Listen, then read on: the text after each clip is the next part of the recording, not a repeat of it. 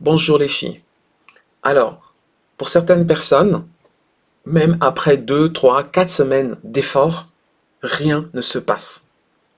Vous avez fait ça pendant 4 semaines et vous ne voyez rien sur la balance. Bon, la première chose, c'est qu'il faut savoir que le poids, c'est très, très, très variable. Le poids ne vous indique pas si vous avez perdu véritablement. C'est quand vous avez des variations de poids de l'ordre de 5 kilos que vous pouvez tenir compte. Mais tout ce qui est en dessous du 5 kilos, ça va dépendre de est-ce que vous avez le ventre plein, vous n'avez pas le ventre plein, est-ce que vous avez les règles, plein d'autres choses. Donc, ne vous fiez pas au poids, allez plutôt vous mesurer. Hein. Et même quand on se mesure, il faut faire attention pour les femmes qui ont tendance à avoir des ballonnements. Le ventre, quand il sera rempli, vous avez peut-être perdu aux cuisses, mais il se peut que votre taille n'est pas encore perdue parce que vous avez des ballonnements. Donc, vous savez, c'est pas si facile que ça, hein, de dire voilà, je perds pas. Raison pour laquelle, quand vous suivez la méthode Forbes, on vous demande de mesurer partout, partout, partout. La seule chose que je vous ai pas demandé de mesurer dans la méthode Forbes, c'est de mesurer les pieds, mais sachez que vos pieds aussi perdent de la graisse. Moi, j'ai eu des problèmes parce que mes chaussures étaient faites pour le poids de 140 kilos et voilà, c'est plus les mêmes tailles de pieds quand vous avez perdu du poids. Mais bon, pour revenir à nos moutons, pour vous assurer que vous avez maigri, il faut vous mesurer et mesurer toutes les parties de votre corps, c'est-à-dire les bras, les jambes, les pieds, les cuisses, tout ça, enfin plein de parties du corps. Et là, vous verrez souvent que vous avez perdu du poids. Mais bon, si véritablement vous mesurez, vous avez presque rien perdu malgré des efforts. Hein. Vous allez souvent avoir des gens qui vont vous dire oh mais c'est parce que tu fais pas les efforts et tout et tout. Et c'est très très blessant, ça m'est arrivé. J'étais chez les Weight Watchers et j'avais suivi leur régime absolument à la lettre. Et la semaine suivante, je suis arrivé, j'avais pas perdu un gramme. Les femmes ont commencé à me critiquer et vraiment j'étais dévasté. Mais là, moi, je suis là pour vous dire que c'est possible. Oui, c'est possible et c'est naturel. Qu'est-ce qui est naturel là-dedans? Il se trouve que le corps humain, il a un mécanisme de protection et quand vous lui donnez du jour au lendemain beaucoup moins à manger, il va avoir tendance à arrêter un certain nombre de tâches.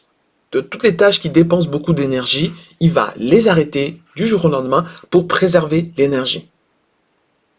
C'est la raison pour laquelle c'est pas super intéressant du jour au lendemain de manger presque rien et tout et tout.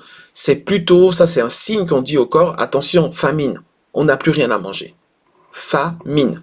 Donc, le corps va déjà dire, on va préserver ce qu'on a, et il va pas directement aller taper dans les réserves. C'est ça qui est très intéressant. Si vous faites un jeûne le soir, par exemple, vous faites un jeûne intermittent, hein, le corps, il a reçu durant toute la journée ce dont il a besoin. Même si vous avez mangé pendant 3 heures, 4 heures. Mais il a reçu ce dont il a besoin. Donc, pendant la nuit, il va travailler, et il va aller automatiquement en cétose, c'est-à-dire qu'il va utiliser votre énergie qui est sous forme de gras. Mais si vous ne lui donnez pas suffisamment à manger, parce que vous dites, bah non, je fais le régime, il va pas réagir de la même façon. Là, il sait que vous ne lui donnez pas suffisamment à manger, ça veut dire qu'il y a un problème. C'est ça qui est super important à savoir. C'est pour ça qu'il y a des gens, par exemple, qui commencent la méthode Forbes et puis elles combinent ça avec plein d'autres choses qu'elles ont entendues partout. Et au lieu de suivre la méthode exactement, elles, du jour au lendemain, elles arrêtent un petit peu de manger et tout. Et paf, le corps arrête de consommer son énergie. Il essaye de vous protéger. Donc ça, c'est le premier élément. La deuxième chose que le corps va faire, il va essayer de faire ce qui va vous faire plaisir. Et il faut savoir que vous pouvez avoir des raisons personnelles très profondes de ne pas vouloir perdre du poids. Vous en êtes peut-être pas consciente, mais parfois votre mari vous dit oh il faut que tu perdes du poids. Alors vous commencez un truc, bon dans le cas par exemple vous commencez le programme. Là, non seulement vous avez trouvé plein de raisons pour faire ça, mais il se peut que vous commenciez le programme et des fois vous avez des maris qui sont vraiment très regardants et vous faites le programme de façon parfaite et pourtant vous n'allez pas perdre de poids. Pourquoi? Parce que c'est pas votre décision personnelle de perdre du poids et votre corps ne va pas réagir de la bonne façon. Il va se raccrocher à tout ce qui peut se raccrocher parce que vous, intérieurement, vous dites je veux pas perdre du poids. Il faut aussi avoir des raisons qui sont psychologiques. Par exemple, si vous avez été maltraité lorsque vous étiez jeune, hein, on sait que quand on est une jeune femme, les hommes sont derrière nous et tout, et certaines filles, bon, n'ont pas pu éviter d'avoir été maltraitées par certains hommes. On le sait, on a tous vécu courir, aller se cacher parce qu'il y a des jeunes qui nous suivent, des choses comme ça. Bon, certaines personnes ont assez bien réagi à ça et d'autres personnes, ben, elles ont gardé cette image que si je suis belle, si je suis mince, les hommes vont être derrière moi et par conséquent, je cours un risque. Et ça, c'est quelque chose qui est tellement fort que votre corps va tout faire pour que vous ne couriez plus jamais ce risque. Donc, il va falloir vous déprogrammer et vous dire, je peux être belle sans courir de risque. Quelles sont les choses que je peux faire pour être moins en danger? Bon, là, je vais pas aller plus loin dans ça, mais c'est juste pour vous dire que si vous êtes dans la situation où vous faites des efforts et que vous ne voyez pas encore de résultats, il faut surtout ne pas abandonner. Alors, ce que vous pouvez faire pour booster un peu, si vous voyez que vous n'avez pas de résultat, c'est bon, régler le côté psychologique, s'il y en a un, mais aussi rajouter, je dis bien rajouter, des jus de fruits et légumes dans votre alimentation. Rajoutez même 1 litre par jour de fruits et légumes dans votre alimentation. Pourquoi vous rajoutez des fruits et légumes dans votre alimentation?